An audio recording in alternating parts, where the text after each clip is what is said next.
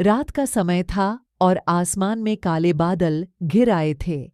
रमेश एक पुराने हवेली में रात बिताने का फैसला करता है, जिसके बारे में गांव में अजीबोगरीब कहानियां मशहूर थीं। लोग कहते थे कि उस हवेली में आत्माएं भटकती हैं, लेकिन रमेश ने इन बातों को सिर्फ अफवाह मानकर अनसुना कर दिया। हवेली में कदम रखते ही उसे एक अजीब सी ठंडक महसूस हुई।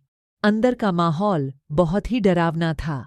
दीवारों पर पुराने चित्र लगे हुए थे, जिनमें से कुछ की आंखें उसे घूरती सी लगीं। रमेश ने अपना बैग एक कमरे में रखा और आराम करने का सोचा। रात के करीब 12 बजे हवेली में अजीबो-गरीब आवाजें आने लगीं। कभी किसी के हंसने की आवाज तो कभी किसी के रोने की। रमेश को लगा कि कोई मजाक कर रहा है, लेकिन जब उसने दरवाजा खोला तो उसे कोई नहीं मिला। वह डरते डरते वापस कमरे में आया और दरवाजा बंद कर। कुछ देर बाद अचानक से कमरे की लाइट बुझ गई और रमेश को किसी के चलने की आवाज सुनाई दी। उसने टॉर्च जलाने की कोशिश की, लेकिन टॉर्च भी काम नहीं कर रही थी। रमेश का दिल तेजी से धड़कने लगा। तभी उसने देखा कि कमरे के कोने में एक सफेद साया खड़ा था, जो धीरे धीरे उसकी तरफ बढ़ रहा था।